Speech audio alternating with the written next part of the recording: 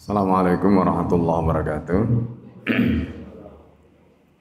Bismillahirrahmanirrahim. Alhamdulillah wassalatu ala Rasulillah wa ala alihi wa ashabihi wa mawalah la hawla wa la quwwata illa billah. Rabbi shrah li sadri wa yassir li amri wahlul 'uqdatam min lisani yafqahu qawli.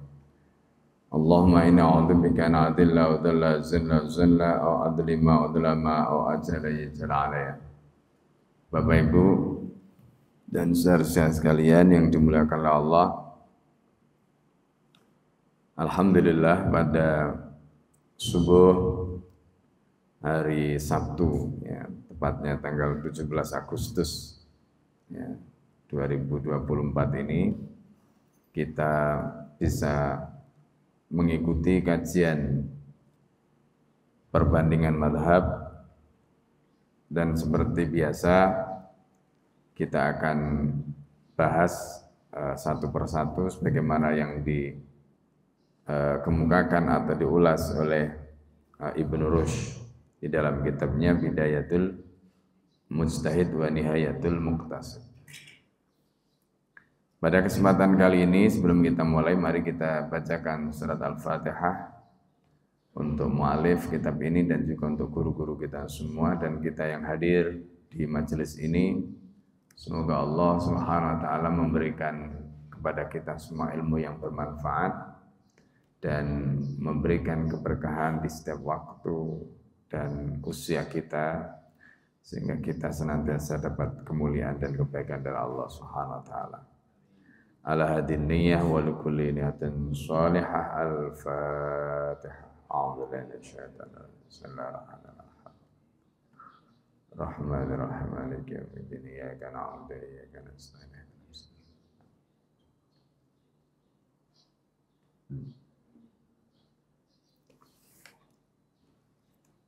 Di bab sebelumnya kita telah membahas tentang mengetahui perbuatan yang di dalam perbuatan itu disyaratkan toharoh ya.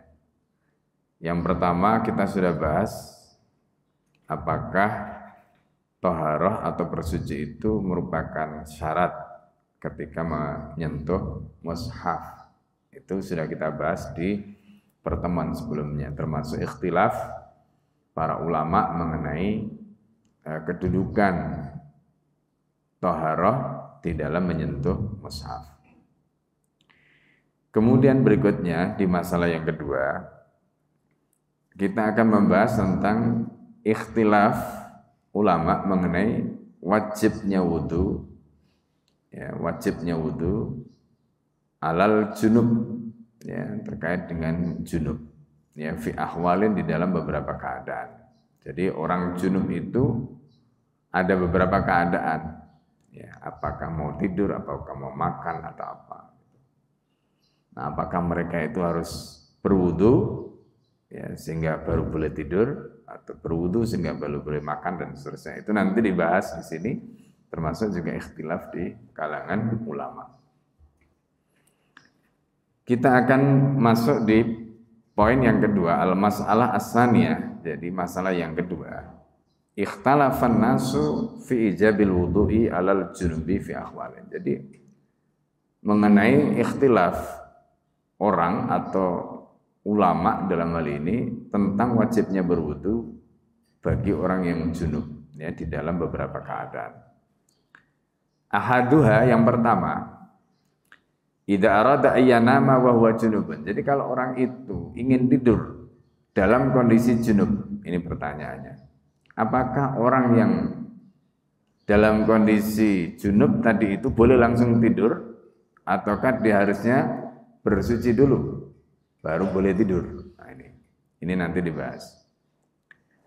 Fadhahabal jumhur ya, fadhabal jumhur, maka jumhur ulama itu berpendapat ila istihbabi, artinya berpendapat bahwa wudu bagi orang yang junub. Jadi misalnya ya, Bapak Ibu habis berhubungan suami istri ya, habis berhubungan suami istri dalam kondisi junub, kemudian mau tidur, ya, mau tidur. Apakah boleh langsung tidur ataukah disunahkan berwudu?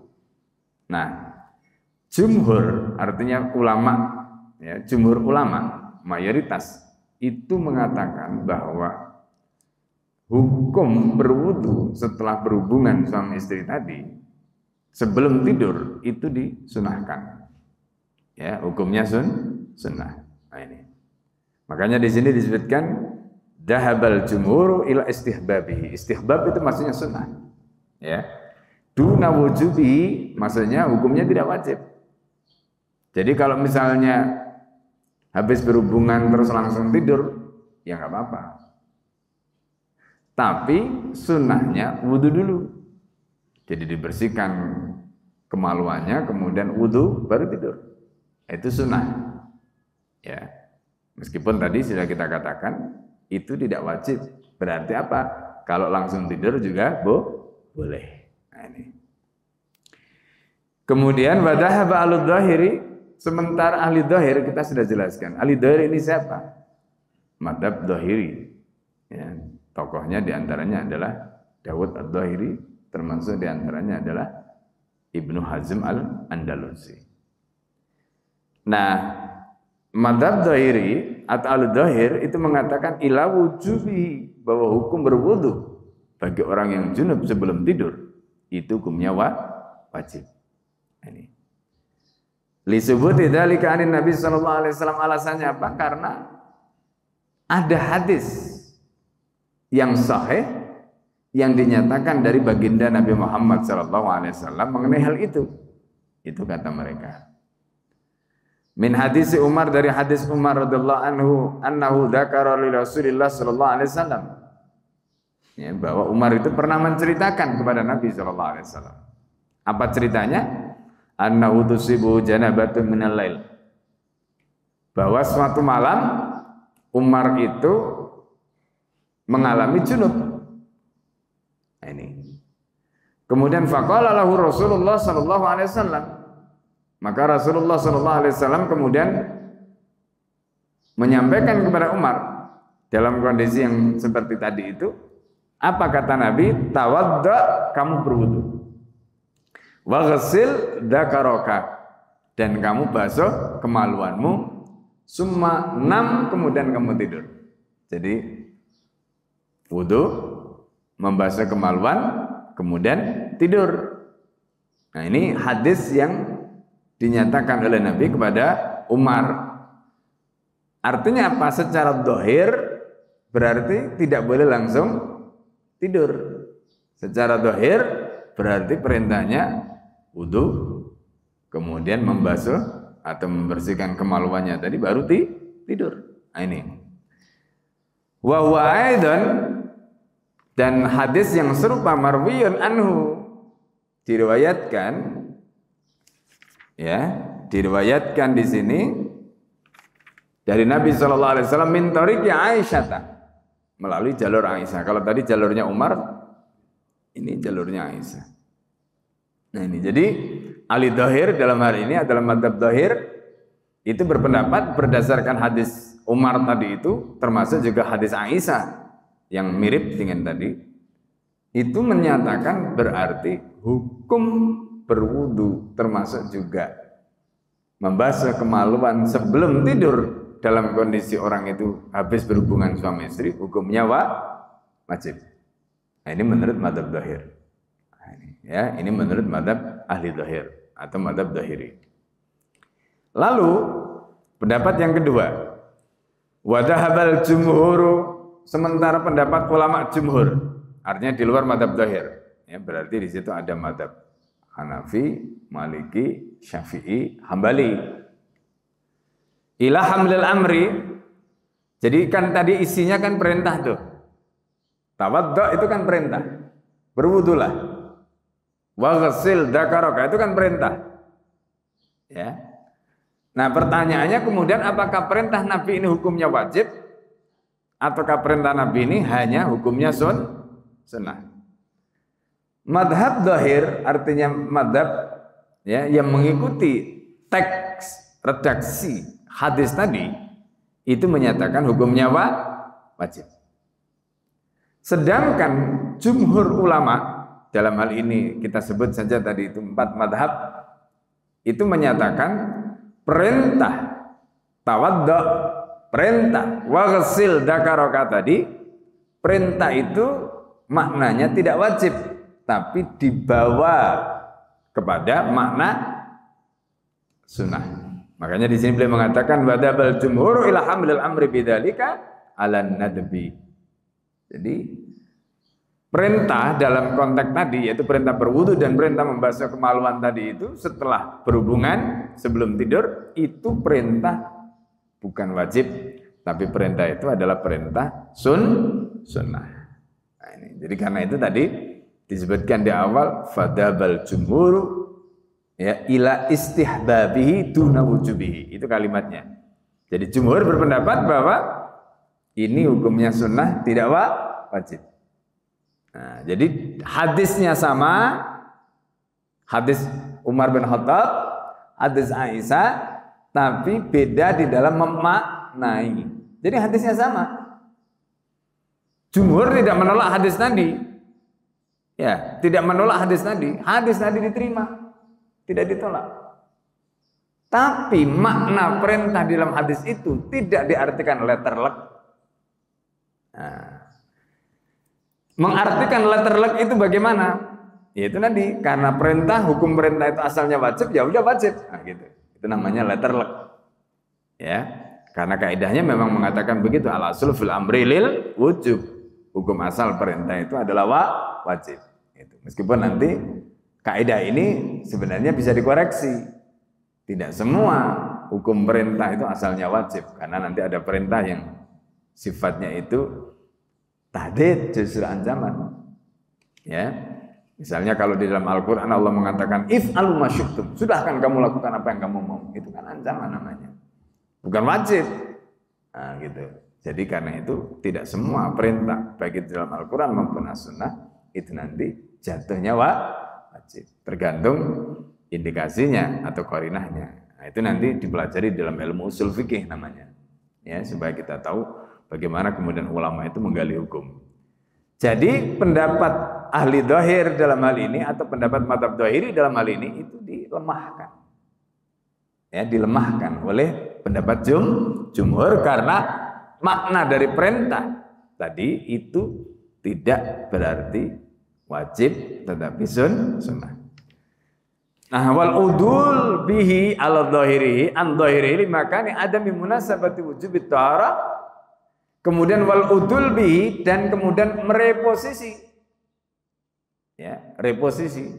An dhahirihi dari dhahirnya redaksi hadis tadi. Redaksi hadis tadi itu kan dhahirnya mengatakan tawadda wa ghassil dzakaraka. Direposisi.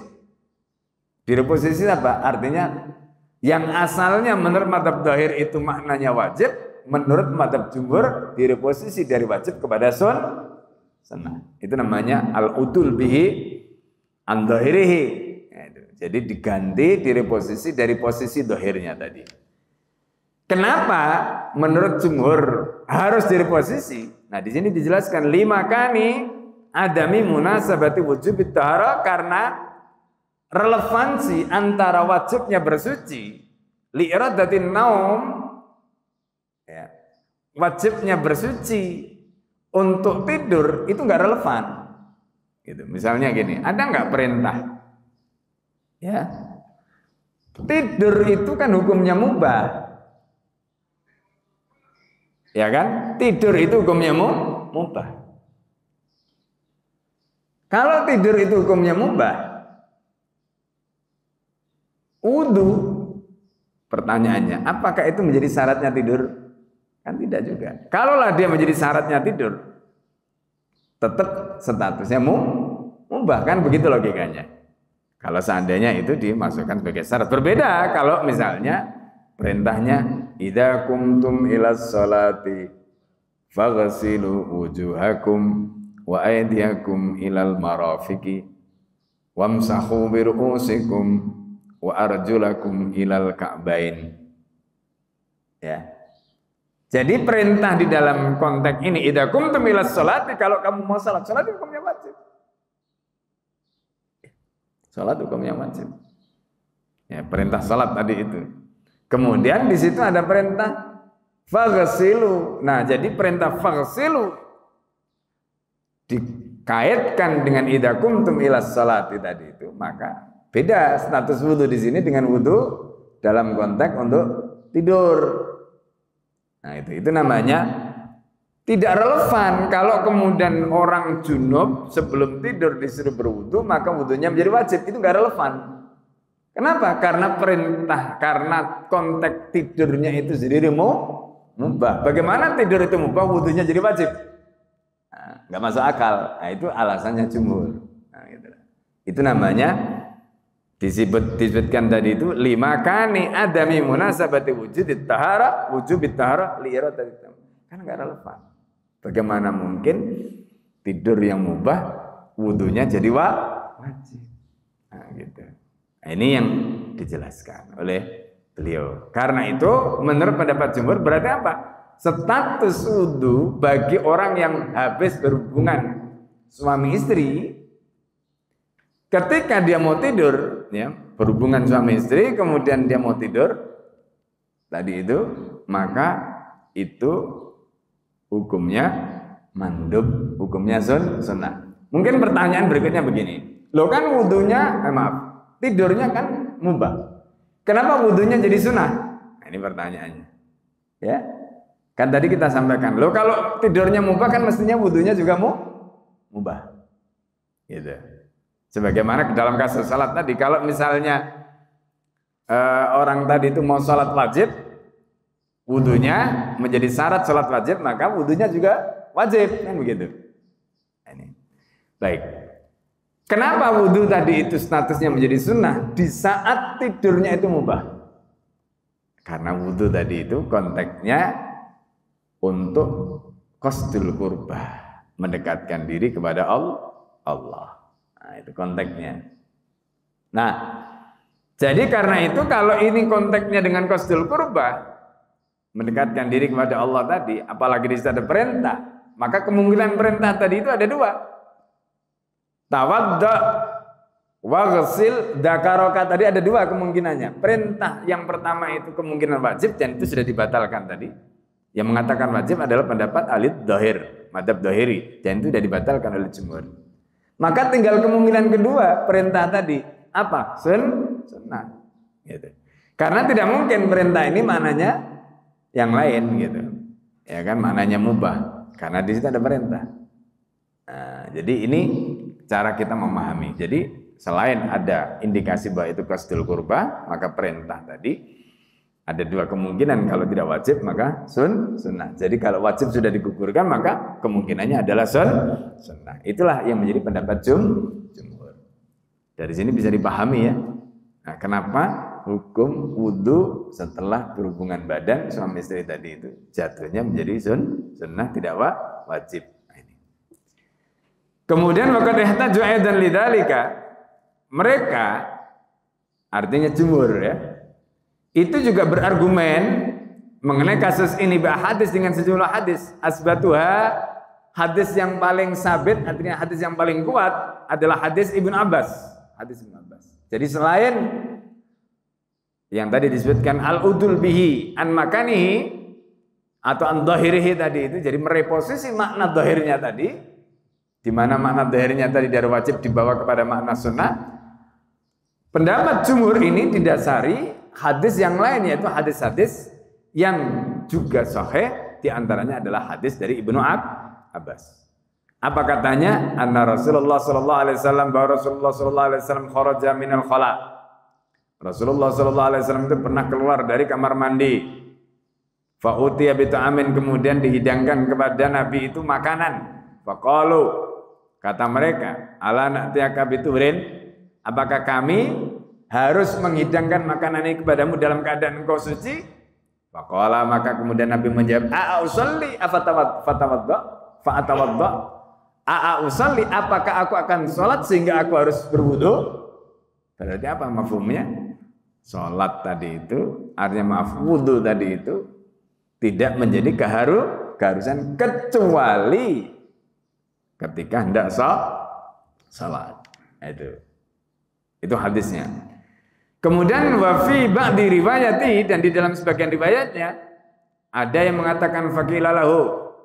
Ya, kalau tadi kan mengatakan ala na'ti, ya, ala na'ti akabituhurin, apakah kami mesti menghidangkan makanan itu dalam keadaan engkau suci? Lalu Nabi menjawab dengan pertanyaan retoris, ya, dengan pertanyaan retoris. Ya, apa kata Nabi? A'usalli fa'atawaddau. Apakah aku akan sholat sehingga aku harus wudu? Nah, jadi berarti wudu tadi konteksnya dengan salat. Nah, itu pertanyaan retoris yang sahabat kemudian paham. Nah, dalam riwayat yang lain redaksinya begini, faqila lahu ala natawaddau. Ya, ala natawaddau. Apakah kita tidak berwudu? Faqala, maka dijawab oleh Nabi, ma'aratus salata fa'atawaddau. Aku tidak hendak melakukan sholat sehingga aku harus berwudu. Berarti apa? Konteks wudu tadi itu dalam konteks untuk menjalankan salat sebagaimana perintah di dalam Al-Qur'an tadi. Idza qumtum ilas sholati faghsilu wujuhakum, ya, dan seterusnya tadi. Nah, meskipun di sini disebutkan wal istidlalu bi dhaifun, berargumentasi dengan hadis ini dianggap lemah, fa inna min babi mafhumil khitab min ad'afi al-ma'i. Ini menurut Ibnu Rus. Ya, tetapi secara umum kalau tadi disebutkan hadisnya dari Ibnu Abbas tadi asbatuha, hadis Ibnu Abbas, hadis yang paling sabit, yang paling sahih itu adalah hadis Ibnu Abbas, sedangkan hadis yang kedua tadi itu, ya, hadis yang lain. Wa qad ihtaju bi hadis Aisyah, mereka juga berargumen dengan hadisnya Aisyah. Anna alaihi salatu wassalam kana yanamu. Ini hadis Aisyah. Juga menjadi argumen bahwa wudu dalam kondisi junub, ya, ketika hendak tidur tadi itu tidak wajib. Dasar yang mereka pakai diantaranya adalah kana yanamu, Nabi pernah tidur bahwa junubun, dalam keadaan junub. La yamassul ma'an, Nabi tidak menyentuh air illa anau hadisun dhaif. Ini komentar Ibnu Rus, ya. Hanya saja hadis Aisyah ini dikatakan dhaif. Ini menurut Ibnu Rus, ya. Jadi Nabi tidak menyentuh air. Meskipun, nah ini ada komentar di dalam catatan, ya, di dalam komentar catatan kitab ini, hadis tentang bahwa Nabi itu tidur dalam keadaan junub dan tidak menyentuh air itu adalah hadis sahih yang diriwayatkan oleh Imam Ahmad, Abu Dawud, At-Tirmidzi, kemudian Abdul Razzaq di dalam kitab Al-Musannaf, At-Tahawi di dalam Syarah Ma'anil Athar, kemudian An-Nasa'i di dalam As-Sunan Al-Kubra, dan Al-Bahaqi di dalam kitab As-Sunan Al-Kubronya. Itu menurut catatan, ya. Kemudian poin terkait dengan hadis tadi itu disebut sebagai hadis dhaif menurut Ibnu Rus, itu juga dikomentari di sini, ya. Nah, jadi artinya itu komentar Ibnu Rus, tapi sebenarnya riwayat yang menjelaskan bahwa hadis bahwa Nabi itu pernah dalam kondisi junub kemudian tidur tidak berwudu atau tidak menyentuh air itu ada, dan hadis itu sahih. Hadis itu diriwayatkan oleh Imam Ahmad, hadis itu diriwayatkan oleh Abu Dawud, hadis itu diriwayatkan oleh At-Tirmidzi, hadis itu diriwayatkan oleh Al-Baihaqi, hadis itu diriwayatkan juga oleh An-Nasa'i. Jadi hadis ini sahih. Nah, ini. Itu sedikit tambahan, ya, mengenai status pendapat jumhur tadi, bahwa status berwudu dalam kondisi junub setelah berhubungan suami istri tadi sebelum tidur itu hukumnya sunnah, tidak wajib. Nah, kemudian itu poin yang terkait dengan orang tadi dalam kondisi junub hendak tidur. Nah, sekarang bagaimana kalau orang itu dalam kondisi junub mau makan? Nah, ini disebutkan di sini. Boleh enggak? Orang itu habis hubungan suami istri terus tiba-tiba karena mungkin lapar, ya. Terlangsung makan gitu. Ya kan, lapar udah langsung makan. Dibahas di sini, ya, dibahas di sini. Apa kata Ibnu Rus? Wa kadzalika ikhtalafu, begitu juga mereka berselisih pendapat fi wujubil wudu'i, mengenai wajibnya wudu alal junubi, karena junub alladzi yuridu ayyakula aw yashraba. Jadi orang itu misalnya habis berhubungan suami istri terus lapar, misalnya pengen minum, pengen makan, pertanyaannya wudu dulu atau boleh langsung makan dan minum? Nah, di sini ada ikhtilaf, ya. Jadi ikhtilaf mengenai wajibnya berwudu dalam kondisi junub bagi yang ingin makan atau minum. Wa 'alal ladzi yuridu ayu amida alahu. Ya, dan termasuk orang yang ingin misalnya habis berhubungan ingin berhubungan lagi. Ya, apakah dia harus wudu dulu atau boleh langsung 2 kali misalnya atau 3 kali misalnya, enggak usah wudu lagi. Nah, misalnya gitu. Faqala al-jumhur, maka jumhur berpendapat fi hadza kulli. Jumhur ini pendapat jumhur. Artinya di dalam kasus ini apakah dia mau berhubungan lagi setelah berhubungan yang pertama tadi, ataukah dia setelah berhubungan kemudian lapar kemudian makan dan minum tadi, ya harus wudu ataukah tidak? Di sini pendapat jumhur mengatakan bi isqatil wujub, bahwa hukum wajib tadi itu tidak ada. Artinya kewajiban berwudu bagi orang yang habis berhubungan, mau tidur, mau makan, mau minum, mau mengulangi lagi, itu nggak ada kewajiban untuk berwudu. Nah, itu poinnya. Tidak ada kewajiban untuk berwudu. Nah, ini disebutkan di sini bi isqatil wujub li adami munasabati tahar. Alasannya apa? Karena bersuci dalam konteks tadi, dalam hal ini adalah berwudu, ya, berwudu misalnya sebelum makan atau berwudu sebelum minum, itu tidak munasabah lihadil asya terkait dengan perkara-perkara ini. Seperti tadi argumentasinya sudah kita jelaskan di depan. Makan minum itu hukumnya mubah. Lah kalau makan dan minum itu hukumnya mubah, pertanyaannya apakah orang dalam kondisi junub setelah berhubungan suami istri mau makan yang mubah dia harus berwudu? Sehingga seolah-olah wudu ini hukumnya wajib. Jawabannya tidak. Jawabannya tidak. Ditambah hadis Ibnu Abbas tadi, ketika Nabi dihidangkan makanan setelah keluar dari khala itu adalah kamar mandi, lalu kemudian Nabi ditanya oleh sahabat, ala ya na'tiyaka bitoharin, ya apa namanya, bituhrin, maaf. Jadi apakah kami harus menghidangkan itu makanan tadi itu dengan keadaan suci? Kata Nabi, ya, usolli fa atawadda, apakah aku akan sholat sehingga aku harus berwudu dulu? Nah, jadi itu membantah. Berarti apa? Hadis yang tadi itu bisa kita pakai sebagai argumen. Berarti setelah berhubungan suami istri, ya lapar, boleh langsung makan, tidak harus wudu dulu. Ya, termasuk tidak harus mencuci kemaluannya dulu, tidak harus. Ya, meskipun nanti kalau kita bicara dalam konteks yang lain, ya itu sunnah tadi kan, bicaranya sunnah tadi, ya kan, sunnah. Meskipun hadis ini kembali kepada hadis tentang tawadda wa ghsil dzakaraka, itu konteksnya dengan Umar, tapi bukan berarti itu hanya perintah untuk Umar. Ya, karena kan yang habis berhubungan kan bukan Umar doang, tapi istrinya juga kan. Nah, berarti apa? Itu adalah perintah untuk Umar dan juga untuk istrinya. Gitu. Berarti pasangan gitu. Jangan dilihat karena ini kan konteksnya dengan laki-laki. Kan yang dibasuhkan kemaluannya. Ya memang karena yang tanya Umar. Ya. Karena itu perintahnya bukan hanya yang membersihkan itu laki-lakinya saja, yang perempuan juga sama. Gitu loh. Ya, perempuan juga sama. Nah, ini. Nah, kemudian di sini disebutkan, jadi kesimpulannya apa? Berarti wudu setelah berhubungan suami istri kemudian lapar pengen makan tadi itu tidak wajib. Ya, tidak wajib gitu. Jadi karena kewajiban berwudu dalam konteks ini tidak munasabah, tidak relevan gitu. Kemudian wadzalika anna taharata innama furidat fi syar'i ila ahwali ta'dimi.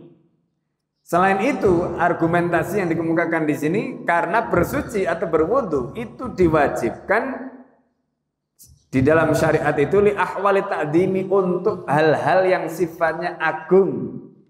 Contohnya salat, baca Quran, megang mushaf tadi itu agung. Tapi kalau misalnya tadi mau makan, mau minum, termasuk mau ngulangi lagi hubungan lagi, nggak harus berwudu. Ya, kalau misalnya habis berhubungan ya, terus mau berhubungan lagi, wudu dulu, bersihkan dulu, kemudian lagi, tidak harus begitu. Ya, tidak harus begitu. Ya, meskipun tadi dikatakan hukumnya sunnah, tidak wajib. Nah, itu poinnya di situ. Ya, jadi penjelasan ini tidak hanya membahas tentang hukum wudu untuk tidur, tapi hukum wudu untuk makan, hukum wudu untuk minum, hukum wudu untuk berhubungan lagi setelah orang itu dalam kondisi junub. Kemudian berikutnya adalah wa'aidan, begitu juga fali makani ta'arudil athari fi dzalika. Alasan yang dikemukakan Ibnu Rushd. Karena ada ta'arud, ada kontradik. Al-athar, kontradik di antara sejumlah riwayat dalam hal ini. Wa dzalika annahu ruwiya anhu alaihi salatu wassalam. Ya. Apa? Ada riwayat dari Nabi sallallahu alaihi wasallam annahu amaral junuba. Ini riwayat yang berikutnya. Nabi itu pernah memerintahkan orang yang junub idza arada ayu awida alahu, kalau dia mau berhubungan lagi ayat tawadhu untuk berwudu. Jadi ada hadisnya. Hadis itu dinyatakan ya oleh Muslim di dalam bab taharah ya, tentang bab jawazi naumil junubi. Kemudian istihbabil wudu lahu wa ghasilil faraj. Nah, di sini disebutkan menggunakan kata farji. Ya, farji. Ya. Nah, itu berarti untuk perempuan. Ya, kalau apa namanya? Dzakar tadi itu untuk laki-laki. Idza arada ayyakula aw yashraba aw yanam aw yujami'a, atau ingin jima lagi. Jadi ini di dalam hadis berikutnya ini. Artinya di dalam hadis tadi ada perintah. Tapi sekali lagi perintah tadi apakah itu statusnya wajib ataukah sunnah, itu yang disebut ta'arud, ada kontradiksi. Itu ada kontradiksi tadi. Nah, karena itu perintah Nabi bagi orang yang setelah dalam kondisi junub berhubungan kemudian pengen berhubungan lagi tadi itu untuk berwudu, maka perintah wudu tadi itu statusnya juga sama, tidak wajib, tapi hanya sunnah. Wa ruwiya annahu kana yujami'u, begitu juga diriwayatkan bahwa kana yujami'u, Nabi itu pernah melakukan hubungan suami istri sumayu awidu. Nabi sendiri merintah kalau orang itu junub mau hubungan lagi disuruh berwudu. Tapi Nabi sendiri itu pernah melakukan hubungan suami istri, lalu kemudian berhubungan lagi, Nabi tidak berwudu. Wala yatawaddo, Nabi tidak berwudu. Itu ya disebutkan di sini yaitu hadis Aisyah. Ya, hadis Aisyah tadi. Ya, hadis Aisyah yang di atas tadi. Ini. Ya. Jadi hadis Aisyah yang tadi disebutkan di atas tadi. Itu hadis yang diriwayatkan oleh Imam Ahmad, Abu Dawud, At-Tirmidzi, kemudian An-Nasa'i dan Al-Baihaqi. Itu hadisnya. Ya, yang tadi kita sudah sebutkan di atas tadi. Nah, Bapak Ibu sekalian yang dimuliakan oleh Allah, di dalam hadis Bukhari, ya, di dalam hadis Bukhari itu ada penjelasan. Nabi itu diberi kekuatan 100 laki-laki. Ya, jadi Nabi itu diberi kekuatan 100 laki-laki. Sehingga Nabi Muhammad SAW dalam waktu semalam itu bisa menggilir 9 istrinya. Coba bayangkan ya, kalau Nabi itu bisa menggilir 9 istrinya, kalau misalnya dalam satu malam itu gilir 9 itu, kebayang itu, kalau harus mandi 9 kali ya, atau misalnya berwudu 9 kali gitu. Nah, artinya apa? Riwayat tadi nyambung. Gitu, nyambung ya kan? Di mana Nabi itu, ini penuturan Sayyidah Aisyah bahwa Nabi itu pernah berhubungan ya, kemudian mengulangi dan Nabi tidak menyentuh air seperti yang diriwayatkan oleh Bunda Aisyah. Artinya berarti status wudu tadi itu hukumnya tidak wajib, tapi hanya sunnah. Wa kadzalika ruwiya anhu man'ul akli wa syurbi lil junubi hatta yatawadda, begitu juga ya, di satu sisi kalau tadi itu ada pernyataan ya, ausalli fa tawadda, apakah saya akan sholat sehingga saya harus berwudu, satu, itu berarti logikanya apa? Untuk makan tidak perlu wudu, tapi di sisi lain itu bagi orang yang dalam kondisi berhadas. Tapi di sisi lain Nabi itu pernah melarang untuk makan, melarang untuk minum bagi orang yang junub sampai dia berwudu. Nah, berarti kan kontradik ini riwayat ini. Ya, kontradik. Nah, jadi kalau ada kontradiksi seperti itu, maka status wudu tadi itu statusnya bisa kita nyatakan sunnah mandub saja, ya. Nah, di sisi lain baru anu ibahatu dalika. Di sisi lain Nabi itu juga diriwayatkan membolehkan. Jadi di satu sisi melarang orang junub untuk makan dan minum sampai dia berwudu, di sisi lain membolehkan. Nah, ini kan kontradiksi. Nah, jadi dari sini kita bisa memahami berarti hukum dari perintah tadi itu statusnya tidak wajib. Ya, hukum dari perintah tadi statusnya tidak wajib. Maka jumhur seperti yang disebutkan di atas tadi menyatakan hukumnya sunnah. Nah, ini poinnya ya. Baik. Sampai di sini bisa dipahami penjelasan tadi ya. Nah, itu terkait dengan masalah hubungan suami istri tadi. Kita akan tambahkan satu lagi, atau ada pertanyaan dulu sebelum kita lanjutkan di poin berikutnya. Silakan kalau ya silakan. Mau puasa, maksudnya dia dalam kondisi junub, ya. Nanti ada riwayat yang lain, ya ada riwayat yang lain. Karena kan puasa itu kan tidak tidak disyaratkan, ya dia dalam keadaan suci, ya kan. Nah, itu nanti ada riwayat yang lain itu. Ya. Ada lagi? Silakan Bapak sekalian. Kemudian kalau tidak ada kita lanjutkan masalah yang ketiga, yaitu dhahaba Malikun wa Syafi'i ila isyraatil wudhu fi tawaf. Nah, ini mengenai status wudu bagi orang yang menjalankan tawaf. Nah ini persoalan yang sering muncul ya, terutama ketika kita hendak melaksanakan umrah. Wadhaba Abu Hanifah ila isqatihi. Imam Abu Hanifah itu berpendapat bahwa wudu sebagai syarat tawaf itu tidak wajib, kata Imam Abu Hanifah. Ya, dhahaba Abu Hanifah ila isqatihi, artinya wudu sebagai syarat tawaf itu tidak wajib. Wa sababu ikhtilafin, adapun sebab ikhtilaf mereka, taraddudut tawafi, yaitu mengenai perdebatan masalah tawaf ini, baina ayul haqqa hukmuhu bi hukmis salati aw la yulhaqa. Ini perdebatannya. Apakah tawaf itu hukumnya disamakan dengan salat? Apakah tawaf itu hukumnya tidak sama dengan salat? Nah, ini perdebatannya ada di situ. Yang menyatakan bahwa tawaf itu sama dengan salat karena salat itu hukumnya ya wajib berwudu, tadi disebutkan idza qumtum ilas sholati kan begitu, faghsilu, maka tawaf juga sama. Nah, itu kalau berargumen bahwa tawaf itu sama dengan salat. Nah, tapi kalau mengatakan tawaf itu tidak sama dengan salat, maka tentu status tawaf tidak harus berwudu sebagaimana salat, ya. Wadhalika annahu sabata anna Rasul sallallahu alaihi wasallam, alasannya apa? Alasannya bahwa Nabi sallallahu alaihi wasallam itu pernah melarang mana al-haidha at-tawafa, orang haid untuk tawaf. Kama mana as-shalah, sebagaimana Rasulullah melarang orang haid itu untuk salat, dilarang. Orang haid tidak boleh tawaf, orang haid tidak boleh salat. Itu larangan.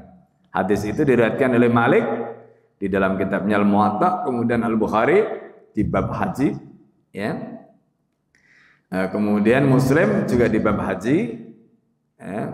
Nah, itu hadis dari termasuk hadis mengenai larangan Rasulullah kepada Aisyah untuk tawaf ketika haid. Itu terkait dengan larangan orang yang dalam kondisi haid tadi itu untuk melaksanakan tawaf. Berarti apa? Tawaf itu harus suci. Nah, ini. Fa asbahat tawafa, maka di situ Baginda sallallahu alaihi wasallam menyerupakan tawaf min hadil jihad. Ya, menyerupakan tawaf dari sisi ini. Itu dengan apa? Dengan sholat. Gitu. Wa qad jaa fi ba'dil athari tasmiyatut tawafi salat. Ya, tasmiyatut tawafi salatan. Di dalam sebagian riwayat itu disebutkan bahwa tawaf itu disebut salat. Cuma bedanya kalau salat itu tidak boleh ngomong, maka tawaf itu boleh ngomong. Nah, gitu. Ya, kalau ngomong di dalam salat itu batal, maka ngomong di dalam tawaf itu tidak batal. Nah, itu bedanya. Ya. Wa hujjat Abu Hanifah itu pendapat jumhur di luar mazhab Hanafi. Sedangkan pendapat yang lain itu mengatakan, jadi tadi itu pendapat jumhur ya. Sedangkan pendapat Abu Hanifah, dasarnya apa? Katanya wa hujjatu Abu Hanifah, adapun argumentasi Abu Hanifah annahu laisa kullu syai'in man'ul haid. Jadi kata Abu Hanifah tidak semua perkara yang dilarang karena faktor haid tadi itu. Jadi ada perkara yang dilarang karena faktor haid, fattaharatu syai'un fi fi'lihi. Maka taharah tadi itu menjadi syarat di dalam mengerjakannya idartaf al haidu. Ya, jika haid itu hilang. Contohnya apa? Kasong indal jumhur. Itu tadi pertanyaan tadi. Apakah ada syarat orang itu puasa dalam keadaan suci? Tidak ada. Tidak ada. Ya. Padahal orang itu, jadi misalnya gini ini, kan kalau tadi argumentasinya Abu Hanifah itu begini. Jadi kalau alasannya haid, kan ini faktor haid. Ya dah, faktor haid. Haid tidak boleh tawaf. Nah, Imam Abu Hanifah tidak bisa menerima. Ini kan haid. Ya. Nah, ketika haid itu dijadikan sebagai argumen, kata Imam Abu Hanifah, tidak selalu. Ketika orang itu artinya dilarang karena faktor haid, lalu ketika haidnya itu hilang, lalu amalnya tadi itu menjadi tidak sah. Contohnya puasa itu orang itu misalnya sudah tidak haid, ya kan? Orang itu tidak haid. Kalau dia puasanya kan sah, ya kan? Puasanya sah, meskipun dia dalam keadaan tidak bersuci. Ya tetap sah puasanya. Itu meskipun dia dalam keadaan tidak bersuci. Nah, ini dijelaskan di sini oleh Imam Abu Hanifah. Nah, artinya apa dengan argumentasi seperti itu? Berarti apa? Itu sama seperti dari pertanyaan. Kalau orang itu habis berhubungan suami istri, ya belum mandi junub, tapi dia sudah niat puasa besoknya, ya kan? Sudah niat puasa besoknya. Pertanyaannya sah nggak puasanya? Padahal dia belum mandi junub. Ya, kalau menggunakan logikanya Abu Hanifah tadi sah, dan memang ada riwayat tentang itu. Nah, gitu loh. Berarti apa? Argumentasinya Imam Abu Hanifah tadi bisa diterima logikanya itu, gitu. Ya kan? Logikanya itu bisa diterima. Gitu. Dengan begitu kata Abu Hanifah, kalaulah misalnya orang itu haid, ya udah haid aja. Maksudnya kalau ada larangan untuk tawaf ya karena haid. Bukan karena dia tidak bersuci. Bahwa haid tadi itu hadas besar, iya. Pertanyaannya kemudian kalau dia hadas kecil, kemudian dia tawaf, apakah tidak boleh? Nah, dalam konteks ini menurut Abu Hanifah boleh. Ya boleh. Berarti apa? Orang itu tidak harus berwudu ketika dia tawaf. Nah, itu menurut pendapat Abu Hanifah. Karena dasar yang mengharuskan tawaf dalam keadaan suci itu hadas tentang haid tadi. Gitu. Sementara haid ini terkait dengan hadas besar. Sementara taharah tadi itu konteksnya dengan hadas kecil. Itu menurut Imam Ahmad masuk akal. Ya, argumentasinya itu masuk akal. Nah, gitu.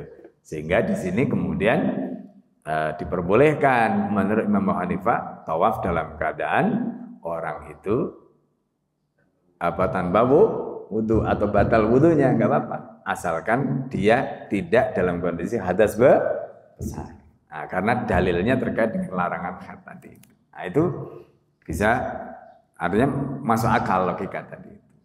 Nah, jadi dalil ini apakah bisa digeneralisir untuk semua? Nah, menurut Abu Hanifah tidak. Ini kalau misalnya dipakai itu konteksnya dengan haid saja, karena larangannya di situ. Tapi ini tidak bisa dibawa kepada kasus larangan hadas kecil. Nah, ya itu poinnya. Itu poinnya ya. Nah, ini. Jadi oleh karena itu kalau seperti tadi ya ini apa namanya? Sebenarnya nanti faktornya itu faktor ikhtiyat. Ikhtiyat itu apa? Kehati-hatian. Kalau misalnya kita ngambil pendapatnya jumhur, ya madhab Maliki, Syafi'i, Hambali misalnya katakanlah begitu, di luar Imam Abu Hanifah tadi, itu ikhtiyat sifatnya. Ikhtiyat itu apa? Lebih baik hati-hati daripada nanti sudah tawaf kemudian gak diterima, nah, gitu kan? Dalam keadaan tidak bersuci, maka lebih baik bersuci, yaitu kan untuk jagani. Nah, itu namanya ikhtiyat, hati-hati, lebih hati-hati supaya potensi tidak diterima gara-gara tidak bersuci tadi itu hilang. Nah, itu namanya faktor ikhtiyat. Dan itu yang kemudian kita apa namanya bisa merujuk kepada 3 pendapat tadi itu, ya yang lain. Nah ini poinnya ya terkait dengan masalah tawaf.